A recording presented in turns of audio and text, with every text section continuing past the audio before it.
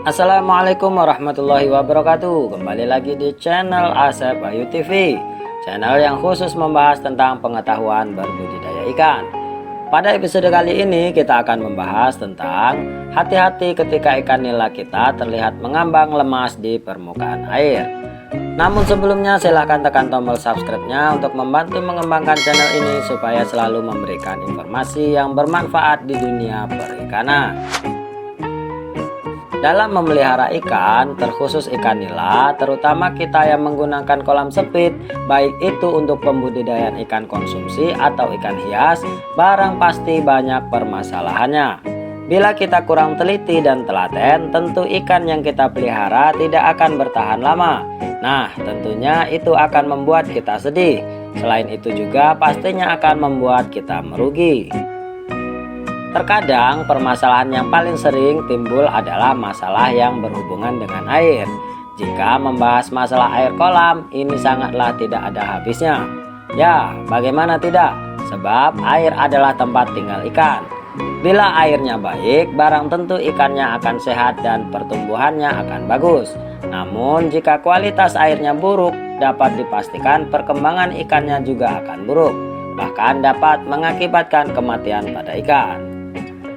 Hal ini tentu sangat mengkhawatirkan bagi kita pecinta ikan nila. Namun hal ini dapat kita antisipasi dengan pengetahuan yang benar. Dengan tahu ciri-ciri masalah dan cara tepat menanganinya, insya Allah permasalahannya tidak akan separah yang kita bayangkan. Salah satunya belajar di YouTube channel Asep Ayu TV ini, teman-teman. Ada banyak permasalahan perihal masalah air, terutama saat ini cuaca mudah berubah. Tentunya ikan kita yang berada di luar ruangan akan mudah terkena imbas dari perubahan cuaca ini.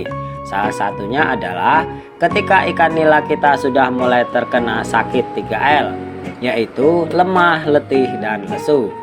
Nah, terkadang saat kita bangun tidur, kita melihat ikan kita pada berenang di permukaan atau mengambang. Dan ketika kita beri umpan, ikan tidak merespon, bahkan seolah mereka mengabaikan umpan tersebut. Hal ini menandakan bahwa mereka tidak nafsu makan. Kemudian keluar gelembung-gelembung udara dari mulut ikan. Terkadang keluar kotoran panjang dari anusnya.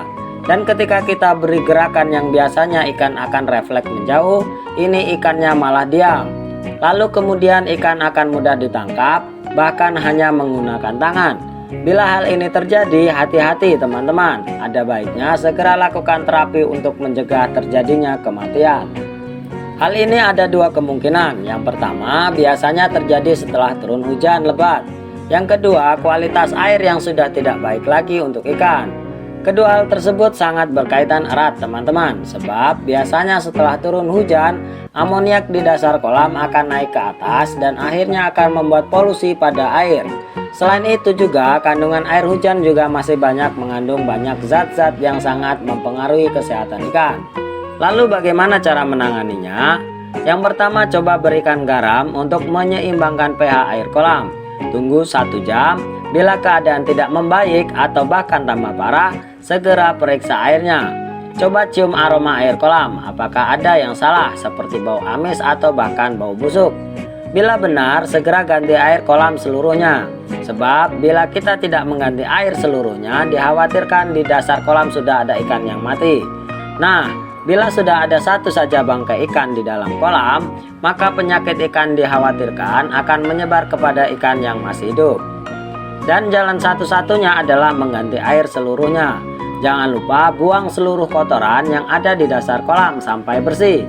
Jangan ada yang tersisa sehingga dipastikan kolam benar-benar bersih. Lalu isi kembali kolam dengan air, jangan terlalu penuh dahulu. Cukup 15 cm lalu observasi lagi 1 jam. Bila ikan tambah lincah, berarti ikan kita sudah sembuh. Bila banyak yang mati, hal itu menandakan bahwa ikannya minta segera dikonsumsi. Tapi biasanya setelah ganti air, dijamin ikan akan kembali sehat dan agresif kembali. Itulah beberapa hal yang dapat kita lakukan untuk mengetahui bagaimana cara kita mengatasi ikan kita yang terkena penyakit 3L tadi, supaya kita tidak merugi dalam melakukan bisnis pembudidayaan ikan ini. Demikian video ini, semoga bermanfaat. Jangan lupa subscribe, like, dan share ke teman-teman lainnya supaya mereka juga mengetahui informasi yang kita berikan. Dan bagi teman-teman yang memiliki pengalaman lebih, silahkan komentar di kolom komentar di bawah ini. Terima kasih. Wassalamualaikum warahmatullahi wabarakatuh.